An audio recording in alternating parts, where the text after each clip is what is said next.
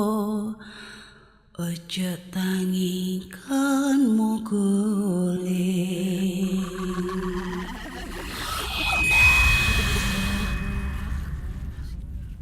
Linda, Melinda, and her schoolmates are traveling for a school trip. Their teacher takes a wrong turn and ends up nearly driving off of a destroyed bridge leading to a derelict town. It's starting to get dark, so instead of turning around and going back, the group decides to investigate the abandoned town for shelter. The group gets separated, and Linda discovers the town is haunted. Linda must then find her classmates and escape to the cursed town.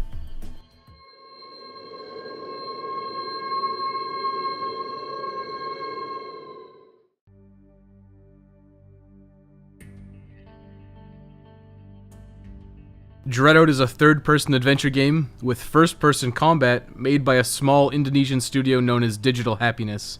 Linda, the protagonist, possesses a sixth sense which gives her increased perception.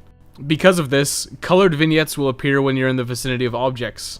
Red will let you know a threat is nearby, while green and blue indicate collectibles and puzzles. These often aren't actually that helpful, as the vignettes often appear when you're not actually near an object or a threat. Linda's main tool is a smartphone. It's a catch-all light, camera, and weapon. Obviously, the light and camera are fairly standard. The light helps you navigate the dark environments you'll be passing through. The smartphone has applications as a camera for achievement hunting and puzzle solving by taking pictures, but it's mostly a weapon. Ghosts are invisible except through the viewfinder of your camera. To defeat them, Linda needs to photograph them when they come into range, which is indicated by distortion in the viewfinder. Taking a picture of a ghost reduces its health, and most ghosts are deceptively durable. You'll have to take a lot of pictures to finally wear a ghost down. The final use for Linda's phone is that there are a few hidden passageways, and looking through the phone reveals them. This mechanic doesn't occur often, and it's easy to forget it even exists. When Linda is defeated in combat, you're punished by entering Limbo. To leave Limbo, you simply need to run down a seemingly endless corridor. Dying multiple times in a row increases the length of the corridor you need to run through to get back into the game. You can turn on a setting in the options to have a fixed length for Limbo, and it's recommended to turn this on as soon as possible to save yourself some time. Wanna come? Maybe later. Okay, you're lost. Still images of Dreadout actually don't look too bad, but the truth is revealed when you actually watch any kind of video. The two main characters, Linda and Ira, as well as the ghosts, all look really good. The introduction of the game features the remaining cast, and they look downright terrible. The animations that they have are laughable.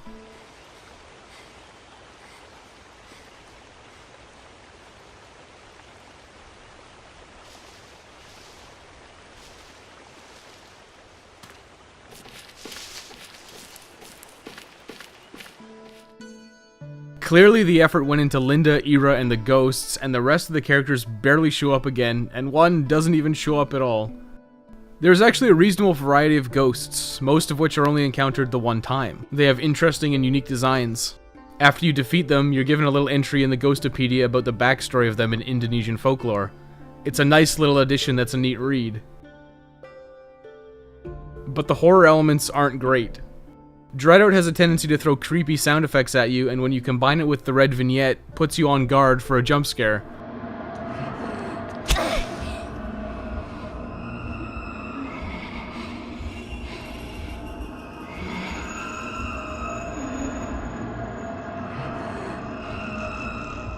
There actually aren't that many ghosts or jump scares in the game, so you're often putting up your guard for no reason. The majority of the sound effects and music fit the tone. The soundtrack is mostly ambient and forgettable by extension.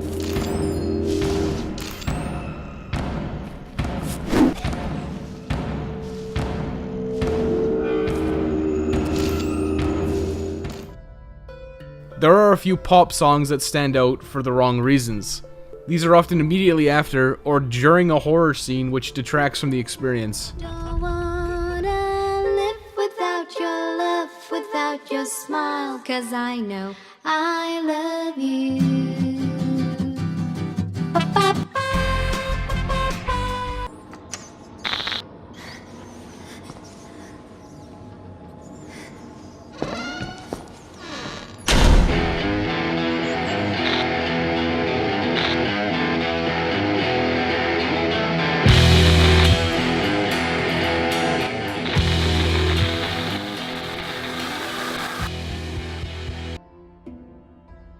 Dreadout is littered with technical problems, more than enough to be a hindrance to the experience. The frame rate is choppy through the majority of Act 1. Frequently, when you're leaving rooms in the school, the camera will 180 itself, which causes you to immediately walk back into the room you just left. This creates a frustrating loop that's actually really hard to get out of.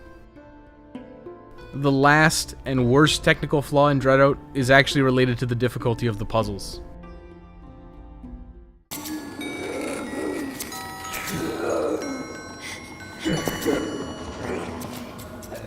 The puzzles in Dreadout are incredibly basic and easily solvable at a glance. The worst sin Dreadout commits is that during puzzle sequences, you need extremely precise control and inputs to proceed. This isn't any Twitch-based skill, it's totally related to the game being a buggy mess.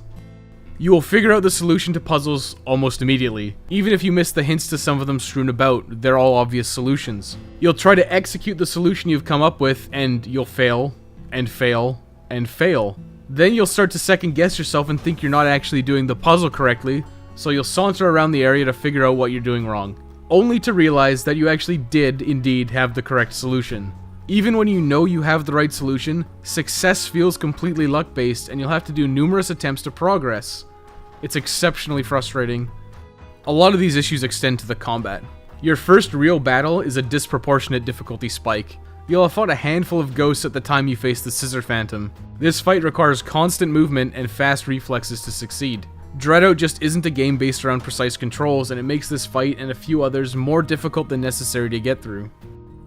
The remainder of the encounters are a 50-50 split. Half of them feel cheap and dirty, the rest are complete jokes requiring you to continually spam your camera to victory. There can be some interesting mechanics in these encounters, but none of them are fun. If you ever die, you're simply forced to take a trip through Limbo and immediately get another attempt at the boss. This makes Limbo feel completely unnecessary and doesn't add anything to the game besides wasting your time. Dreadout isn't a difficult game, but it features a lot of unnecessary frustrations that make getting through it feel more like work than fun.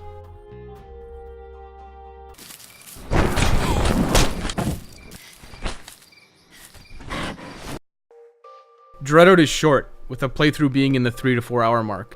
Short games are kinda nice because they're more replayable than longer games. Dreadout's issue is that the pacing is atrocious. The playtime is inflated by the time you'll waste looking for where to go and attempting and failing to solve the puzzles. There are only a handful of areas broken into 3 acts. Act 0 acts as a kind of tutorial and is largely pointless in the context of the game. It exists entirely to be a Steam demo. If you skip Act 0, you save yourself about half an hour and you won't miss out on anything related to the story. Act 1 mostly takes place in a school. The school has very poor markings and it's easy to get turned around since everything looks the same. There's no map or markers present, which again hurts your ability to figure out where to go. Act 2 is the longest and is much more diverse with more interesting settings, but suffers from the same issues with puzzles being frustrating to complete with unclear objectives. There are a few objects around that give Linda slightly faster running speed, health, and reduce the length of the tunnel in Limbo. These are absolutely worth picking up and are relatively easy to find. The rest of the collectibles give you a little bit of backstory and insight into the town, but aren't that interesting. Dreadout has multiple endings related to an outcome of a choice made in the middle of Act 2. The true ending is only slightly more robust than the standard one and is easy enough to achieve if you're polite.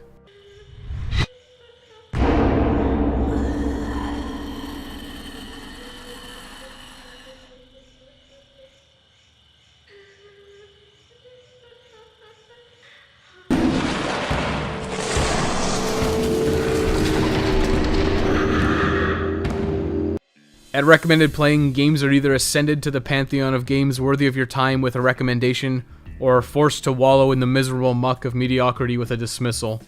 Dreadout's basic gameplay is acceptable, but the controls do feel clunky, and the plethora of bugs severely hinder the potential enjoyment of the game. The sound and music design are mostly fine, but the music that stands out often doesn't fit the game and stands out for the wrong reasons. Dreadout is easy, but the difficulty is inappropriate at the best of times. It's exceptionally frustrating to play the roughly 4 hours for a complete playthrough, with little desire for any additional replay. Dreadout is a disappointment. The standout moments, a conversation with Ira, and the final puzzle involving mirrors are the best parts.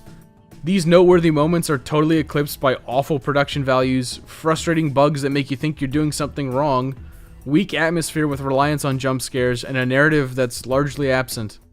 Dreadout gets recommended playing's most disgraceful verdict of not recommended.